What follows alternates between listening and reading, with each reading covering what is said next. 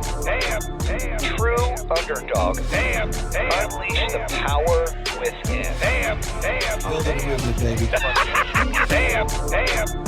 True underdog. Unleash the power within. Jason Waller here, True Underdog, Unleash the Power Within.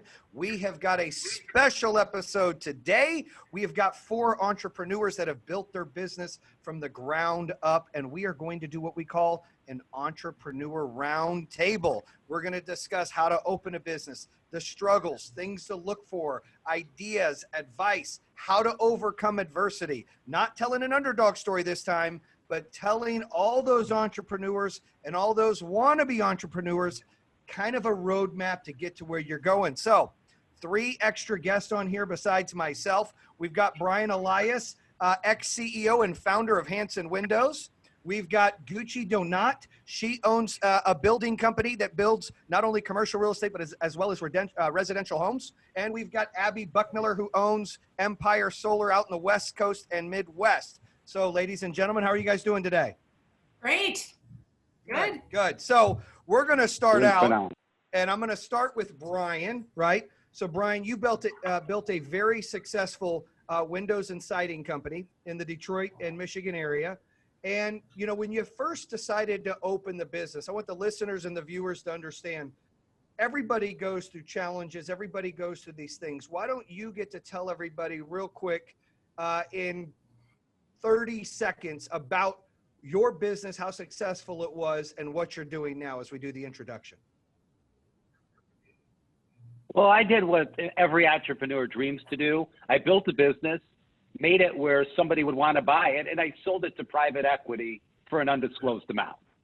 So what that means to you, who's ever listening, is they want to say to themselves, how do I build something that's so valuable that somebody will pay you for it? And that's really what I did. I worked for somebody else. I said, I can do this better. And I did it better than they did. And here I am today starting up all these other businesses, because fact of the matter is it becomes addicting and becomes part of who you are. Hope that answers your question, Jay. Yeah, absolutely. So, and congrats on that undisclosed amount. I know you did well on that deal. So Gucci, if you want to tell everybody kind of a little bit about your background, and in 30 seconds, what you're doing right now and the future of your business as well.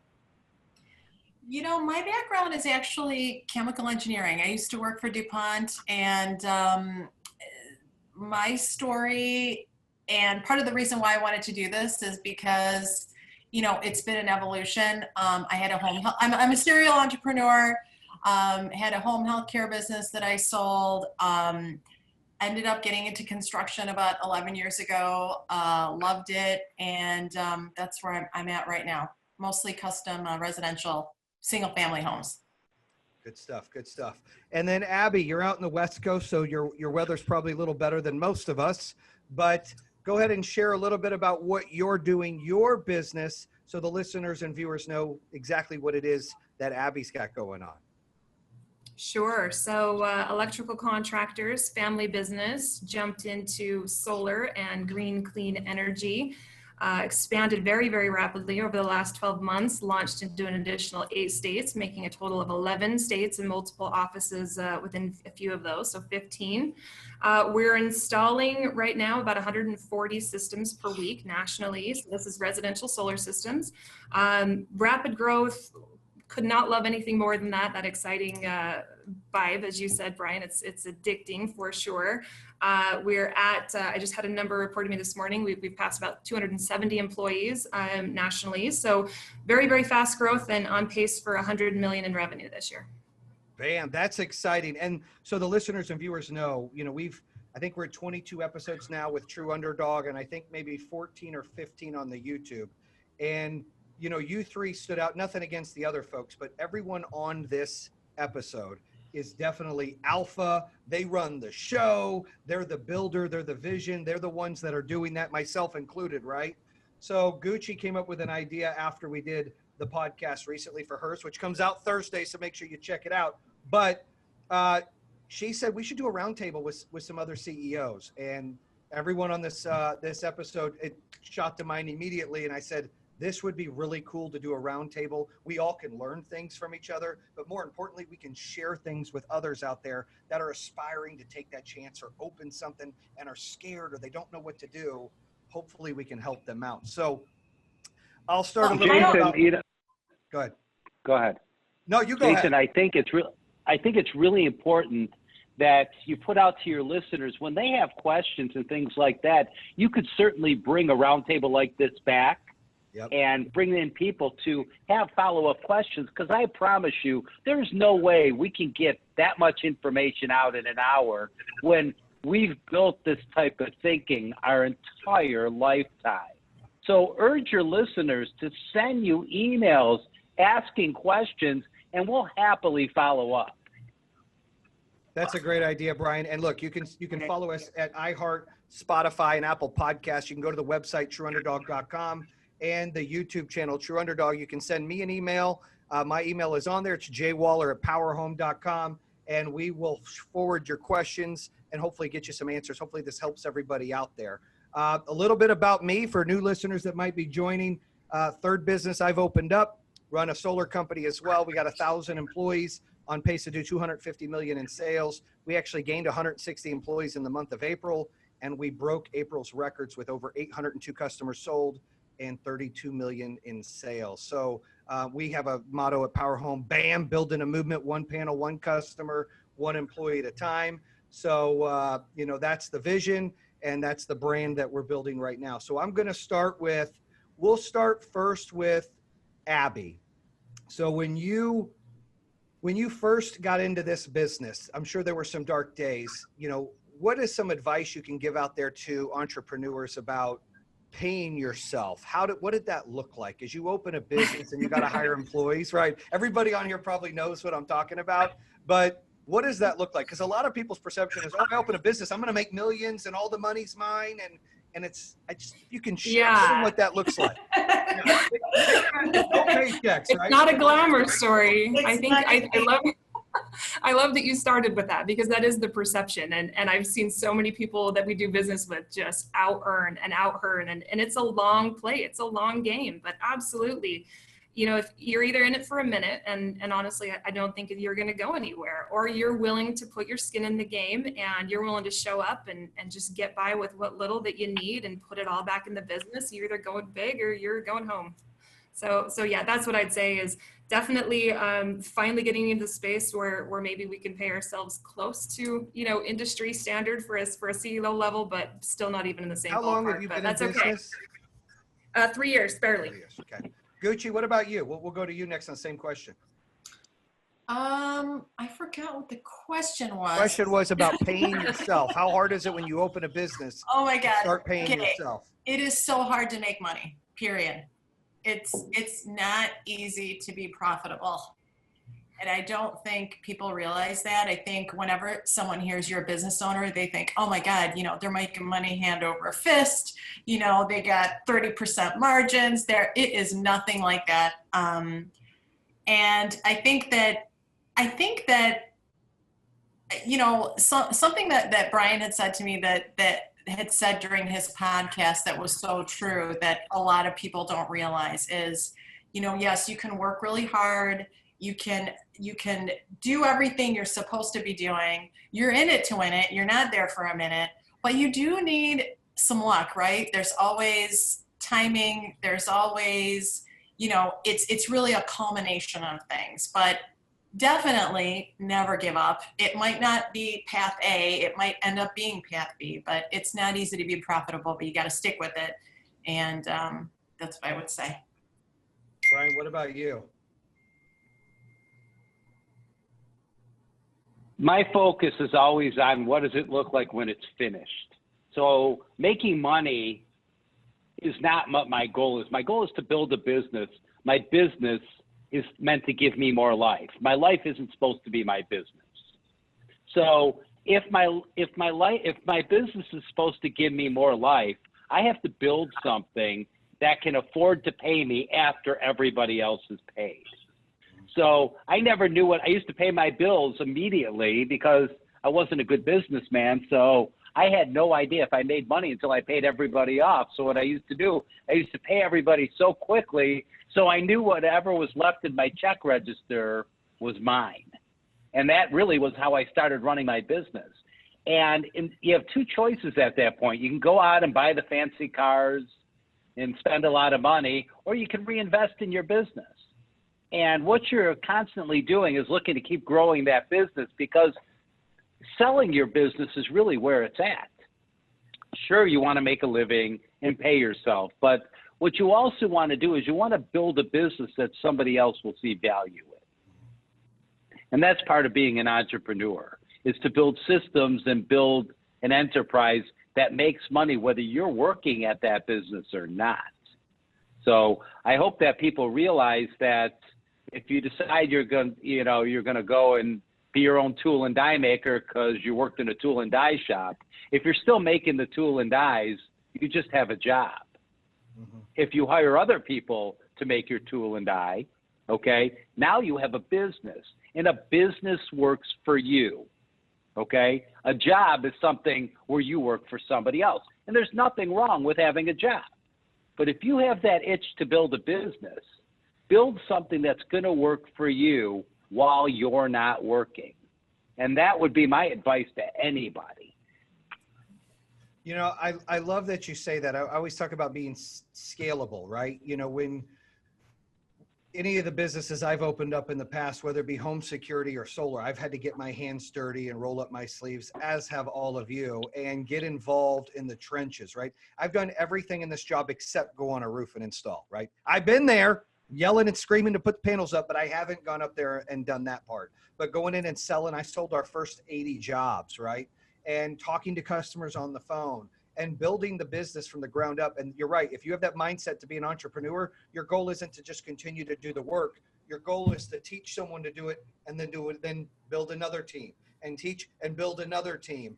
And, you know, we went here at Power Home, myself and my business partner went 18 months without a paycheck because, you know, I have a rule, and I think all of you live by the same rule. Your vendors or your employees are first, your vendors are second, you're last, right? That's the last thing. Like Brian said, you got to wait till all the dust settles, goes, oh, there's $80 left. I made $80. Great. Or however that works. And I think that's what the listeners and viewers need to understand, that there is light at the end of the tunnel, but it's not easy.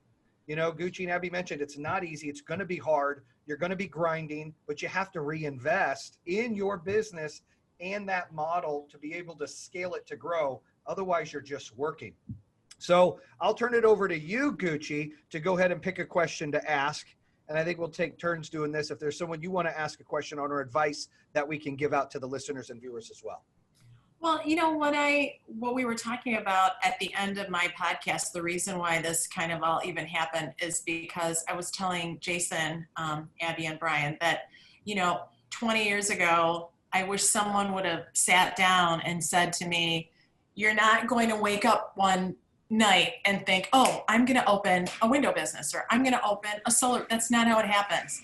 It evolves. You solve a problem, or you have a passion, and that was kind of how this all came about, because I think that, you know, I think the American dream, part of the American dream is owning a business.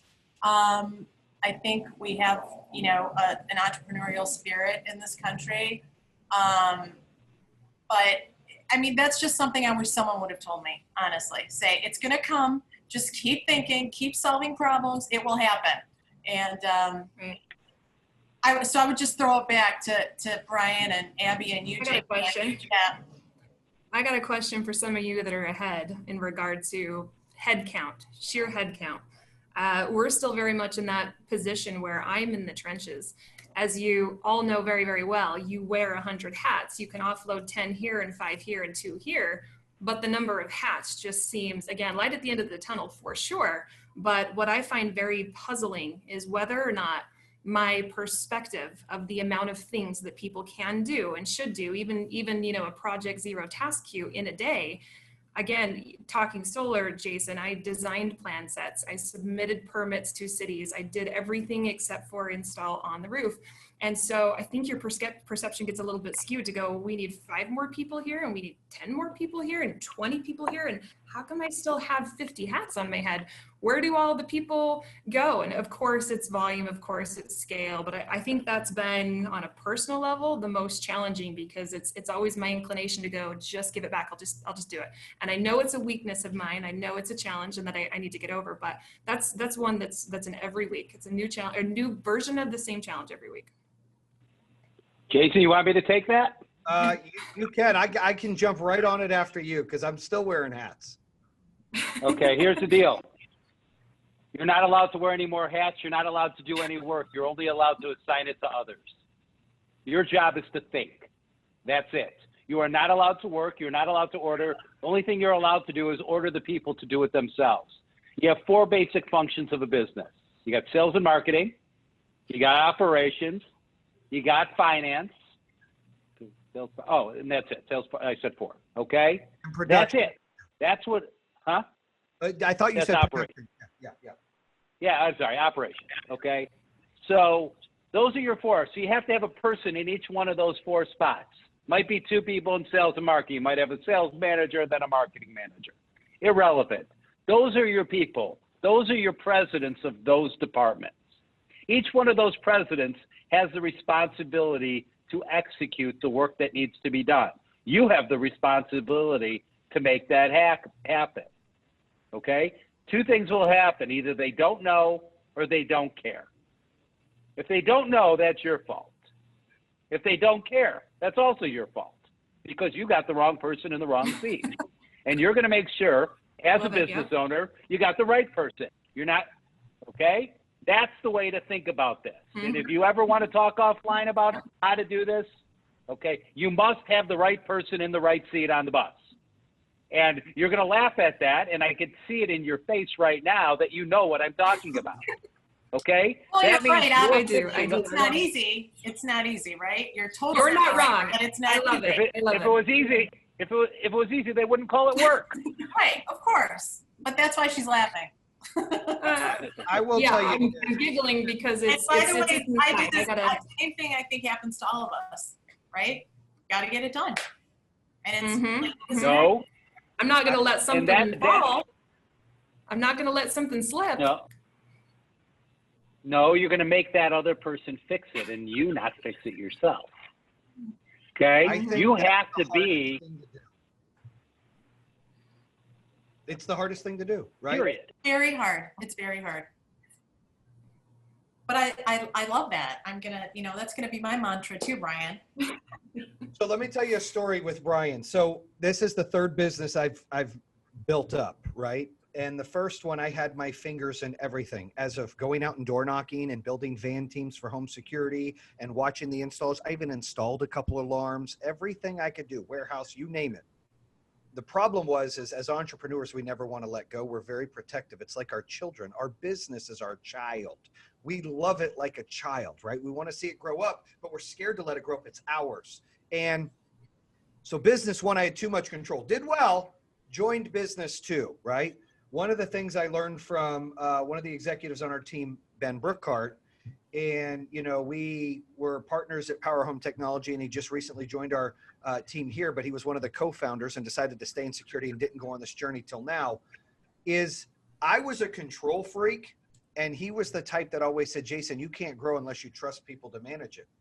So he was on one end of the spectrum where there was a lot of loose ends and there were things he didn't know what was going on. I'm like, Ben, you have got to look at this. You're getting manipulated. Where I was on the other end, just aggressively holding things and I couldn't grow.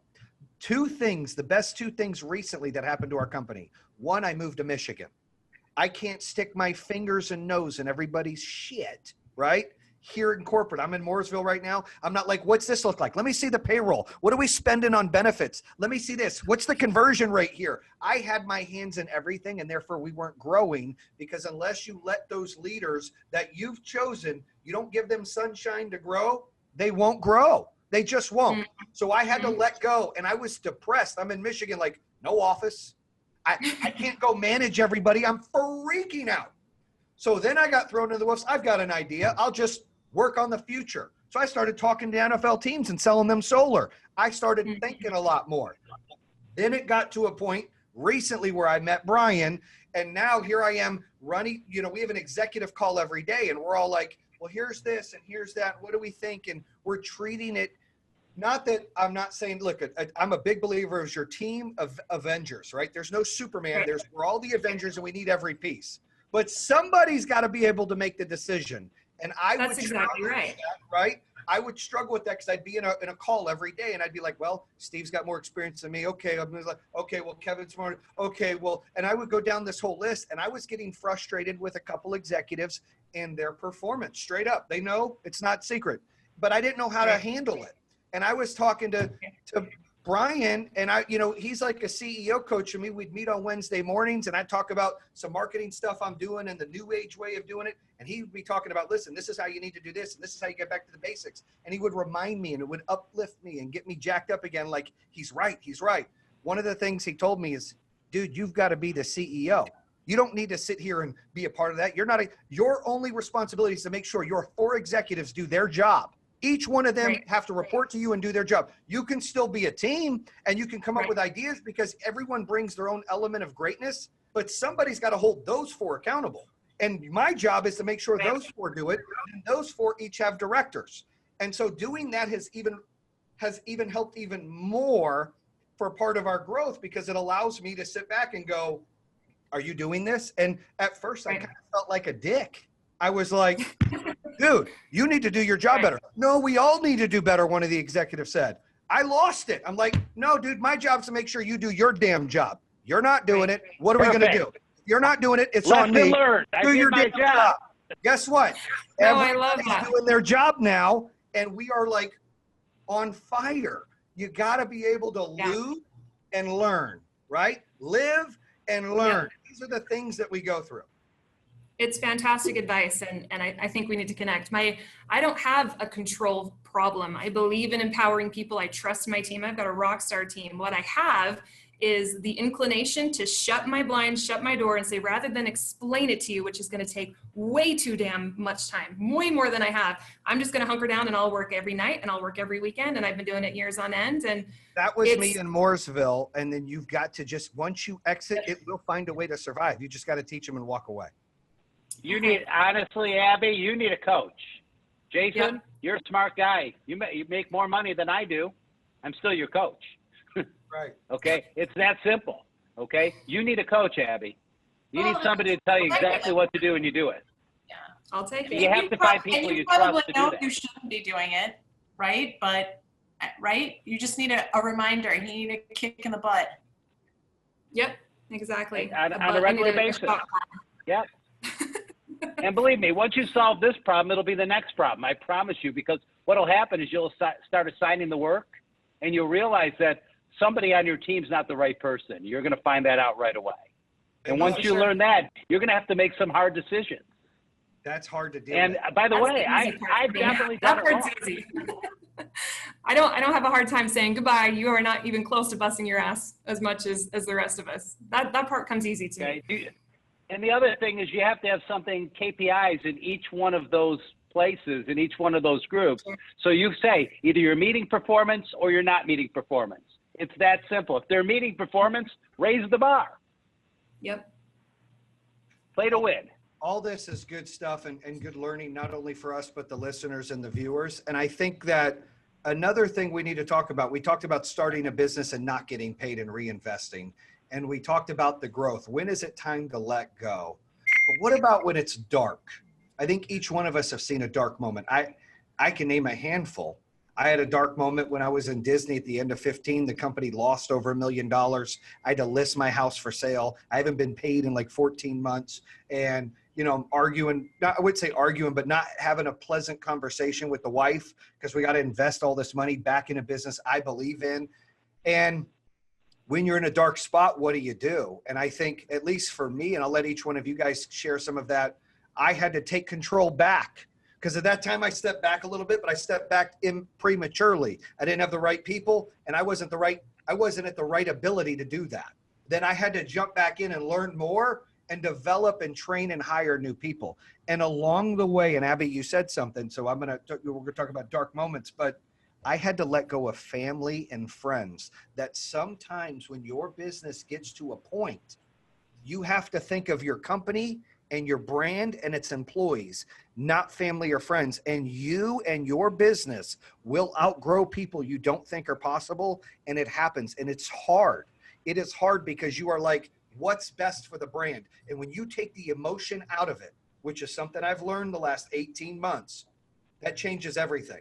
Now it's not, hey, we're best friends and I love you to death, or you're my cousin or my brother, whatever it is. It doesn't matter. If you're not hitting the spots, I got to move on because there's 1,000 people depending on this. It's my job to make sure they get a paycheck. And it is hard and it ruins relationships. But as entrepreneurs need to know out there, you will get to a point. It is great to lean on family and friends to start the business, but sometimes you'll outgrow them. Sometimes you won't, but sometimes you will. And you have to be prepared to make that spot. Brian, anything you want to jump on dark moments? Oh gosh, I mean, this is one, we're in one right now with this COVID-19. I mean, this is scary, scary stuff because the world is in a panic. And the world as we know it now is changing, but the world is not coming to an end. I guarantee you we will come out of it. We may be living differently. We may be all walking around with masks on. Okay, we may keep 6, 8, 10 feet from the next person, but the world will continue, and this will make opportunity.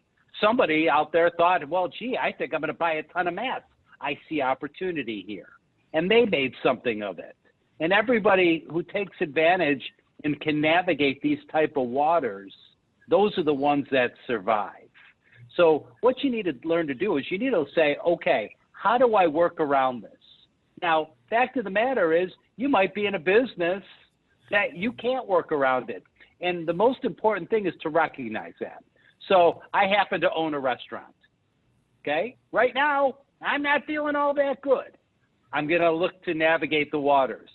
If I can't navigate the waters, I'm gonna hang up my chef's hat, not that I'm cooking, okay? And say, this business doesn't work. I'm not gonna try to paddle upstream. If I can't see that people are willing to go out to eat again, you have to make hard decisions.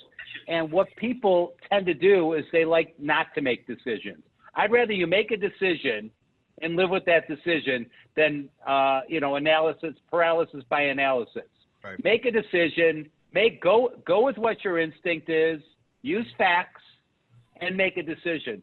I don't know if my restaurant's going to make it or not. When I open the doors, we'll see. Are people going to come out? I think they will. I think they're tied up and tired of sitting in their house. But at the same token, there's other people who are going to say, I'm never going to a restaurant again. I'm never going to a stadium again. I'm never going to a concert again, which makes what you guys, Abby and Gucci, it makes what you guys do for a living even more appealing because that means people are going to be doing things more at home. And you guys are in the home fix-up business one way or another. And that means opportunity for you. And that's the way you have to look at it, is you have to find the opportunities and then seize them. Well, and I think along with that, and along with what I was saying, as far as evolving, you look at what your assets are, right? And you say, okay, well, if I open my doors and people decide not to come, then maybe I should do a catering business. Maybe I should, what are my assets? So that is how a business evolves, and maybe join forces with another restaurant, who knows? Just kind of think outside the box. But whenever you're hanging on to inventory and sales are not where they should be, it's time to think and grow. So good. Abby, what do you want to add on that? Well, as you touched on in the home improvement space, we are not exactly feeling the dark time necessarily right now, as a lot of people are, but I've definitely had my share of dark times. The business empire was actually born in a very, very dark time. Our initial business we were running was very reliant on oil, and the price of oil completely dropped. So we scaled back massively. We were trying to stay alive, and it was reinvention that brought us into solar and to jump in to try something new and get our feet wet. So I love what you said, Brian, the analysis paralysis. I think that's everything for one. I think being able to very quickly just make a decision, rely on your intuition, because it truly is more important or more valuable than anything that anybody can tell you. in the time and space, and just have that trust for yourself. But also, I think, again, back on the dark time piece, I'm thinking, living off of credit cards and just hoping that everything, comes together and works out. And as you touched on, Jason, dark times bring out interesting sides of all people, and so do good times, which mean making decisions from a place of non-emotion and taking the emotion out of the decision making is so key. And it's something that I learned through some pain and some heartache very early on, but I'm grateful for that lesson because I don't hesitate making decisions from a place of emotion anymore. I'm past that, and from a level up perspective in business. And I feel like, unfortunately, you have to, and it does mean leaving family. It does mean creating a lot of enemies, unfortunately. I think at the end of every day, if you go to bed feeling really good about yourself and you just go, you know what, I'm a leader and I have a whole bunch of people that are relying on me to be successful and are on the ship still, or are trying to, rely on somebody to guide it forward. That's really all you can do at the end of the day. No, that was good stuff. And Gucci, you talking about evolving dials right into all of this. I never knew when I was a kid, I'm going to run a solar company or an energy efficiency company or a home security company. Keep beating people up. You listen to too many podcasts, and Kevin's just trying to make me out to be a bad guy. But, I always envisioned being like Jerry Maguire, right? I wanted to be a sports agent or a coach in the NFL or an attorney. And I didn't go to college, and all these other things happened for that to not happen. But you evolve. You take the cards you've got, you play your best hand, then you double up, and then you play your best hand again, and you double up, and you keep playing life like that, and eventually you start stacking some chips. And I don't mean like cash, I mean like experience and business and growing, and then you can get ahead in the game because you have that confidence of, I've learned this, I've lived through that. And it sucks. You talk about living on credit cards. We've all been there running our business, I would assume, where you're borrowing from Peter to pay Paul. God knows we were using one Amex to pay this and using this Amex to pay that Amex. I mean, we were going all kinds of nuts trying to keep the doors open. And, you get there, you get creative, and you find ways to make it happen. And I think that's the real difference between someone who's an entrepreneur and someone who's really not. They're just trying to get paid. When you chase money, that's not what it's about. When you're an entrepreneur, you do something because you love it, because you want to do it. You want it to have value, but you're chasing success and the bigger thing, the end game, like Brian mentioned.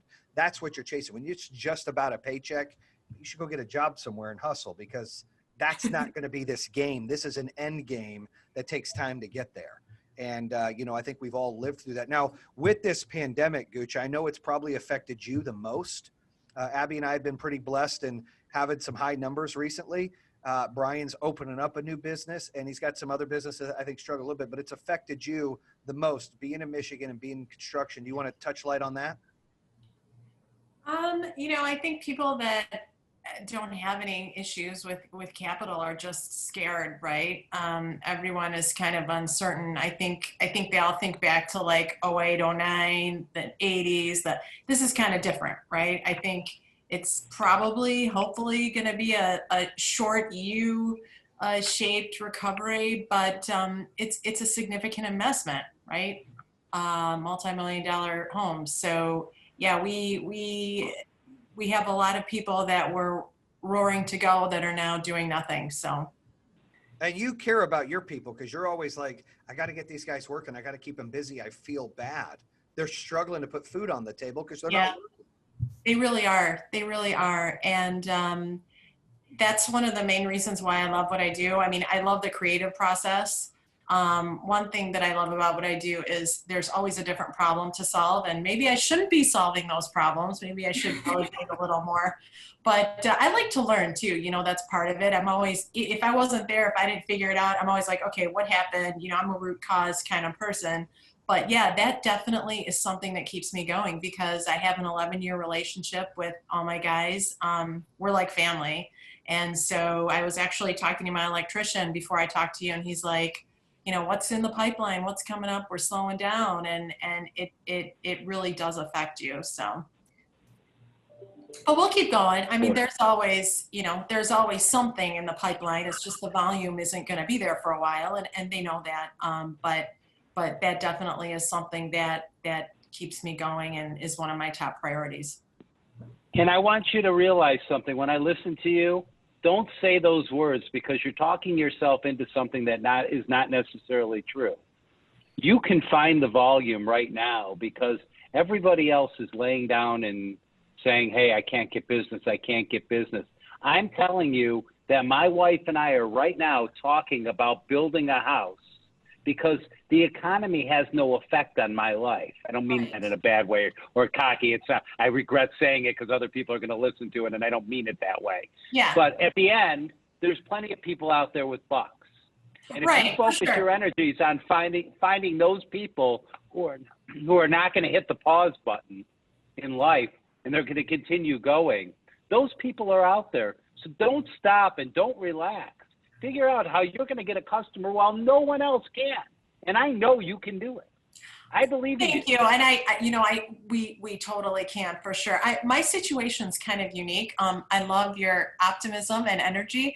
I really, and the guys know this, it's a very emotional process when you're building a home. And I've kind of gotten to a point in my life where if we don't click, like if the chemistry isn't right, I'm not working with you. So that could be part of the problem. But I love that you're 100% right. There are definitely people, like Jason, like yourself, where the economy thankfully doesn't really affect you as much as it would the average person, for sure. So let's go with what you just said. If you said that in a video and you were marketing just what you just said, I want to connect with the person because building a house is an emotional experience, and I am willing to connect with you to build you the home of your dreams. Let's talk. And that becomes your marketing plan. Bam, as Jason would say, yeah. And listen, and then Brian can get you a jingle to give you a call. And Gucci's been very successful at being like a boutique builder, not a volume builder. And they are multi-million-dollar homes. But I also think she does it because she enjoys it, right? I do. I love it. She makes money on it, but that's not her. She doesn't do it for money. Like the three of us are entrepreneurs out here. We're survivors. Oh, Gucci, come. I would love a house, and I love you. Oh my God, and we're gonna have the closest relationship ever. But you would know what Jason's saying. Go ahead. Yeah, but her husband's a successful doctor, right? So she's able. Even better. There you go. Even better. But her homes are unique. Like we looked at tons of homes. She's my builder. I found the home and fell in love with it. And, we haven't found anything like that in Michigan. $4 million spec house. Yeah, that's something. That's pretty damn ballsy. That story's a whole nother story. I had to outbid the Pistons head coach to get it. My wife said she would only move if I bought her that home. And I was like, there's no way I am spending that kind of money on a house. Love it. I ended up. We can see who's in charge in your house. That is true. That is very true. So, we're blessed. It's a great home. And, I think that if and when Gucci's ready to scale, because I don't think she wants to scale yet, I think that's right. I think she needs to make a video like that. Phone starts ringing. Love it. I love it. I mean, it's really awesome. Training these normal GCs to work under her, and all of a sudden she's building 50, 80, 100 homes a month. I can see that, right? Starting. But that's not her gig. And that's why I always talk about, as an entrepreneur, it's not just about how many dollars you make or how many customers you get. You're doing what you love and you're in control. Oh, Brian's going to say something. There is. I misspoke. I want to make something very clear. There is another type of entrepreneur, and I call those the specialists. Those are your doctors, your lawyers, your builders like Gucci. That's a different type of entrepreneurship. That's saying, I want to make the rules, but I want for myself. But that's not necessarily something that she's going to sell to somebody else. Right. She may train somebody else, correct, but it's a different type of entrepreneurship. So I know what I said earlier, and I meant what I said, but there's specialists out there, and what you are is you're a specialist, and you get paid to be that specialist. So I don't want you to lose sight when I talk about entrepreneurs. You're just as much an entrepreneur as I am. That's right. I know. And, my journey has been, I love to learn. I love to learn new things.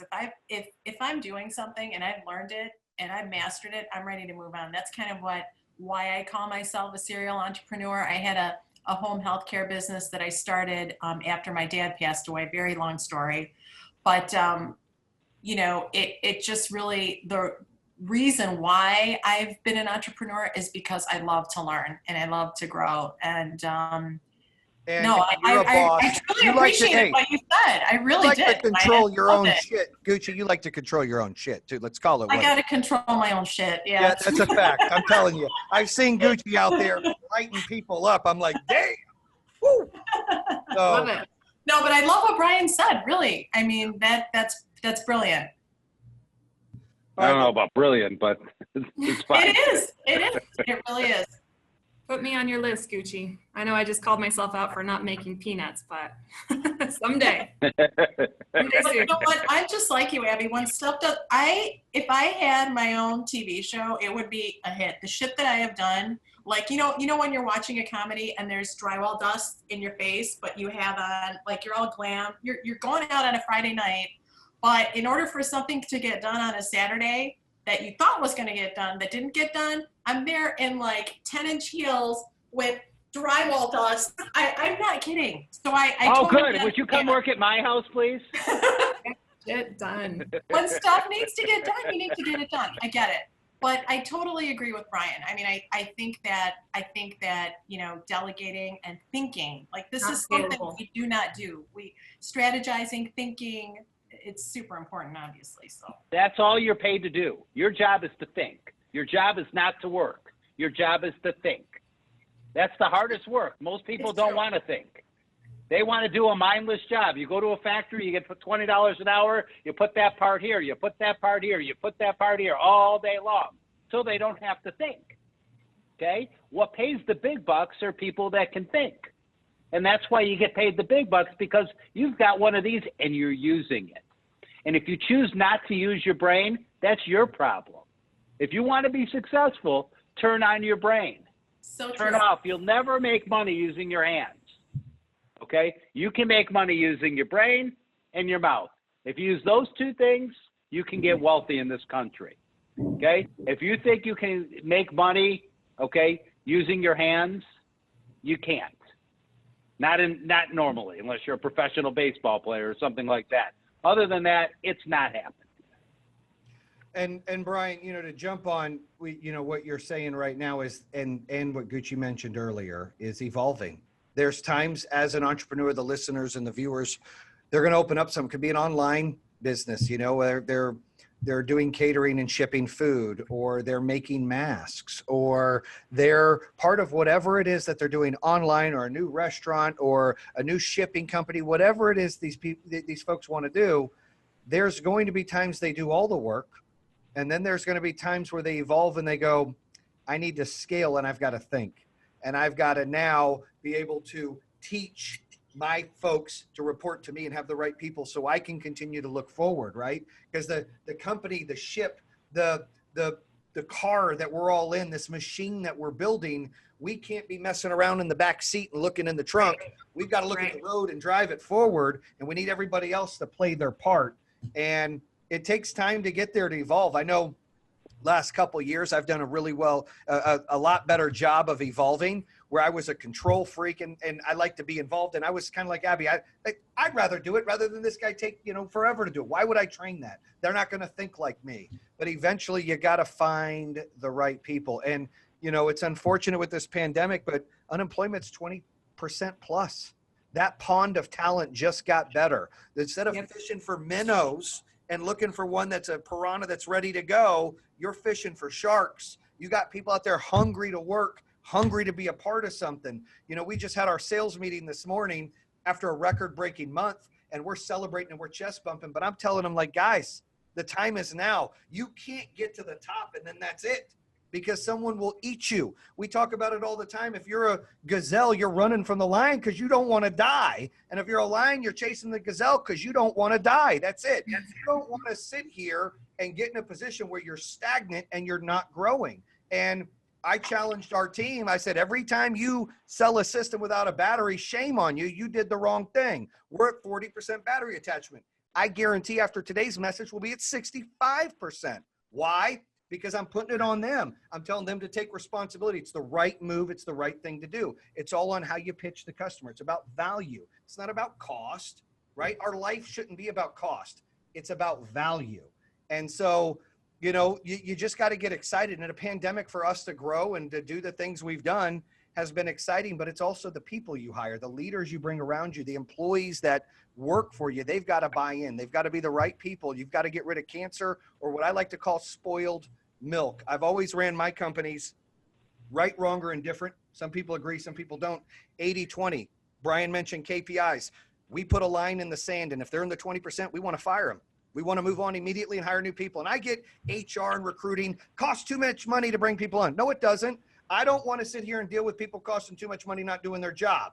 So here's the line, 20% remove and keep going. If we were Ford or Microsoft and we wanted to stay flat, we wouldn't do that. But because we're growing, it's churn and burn with A's and B's. We get rid of C's, D's, and F's fast.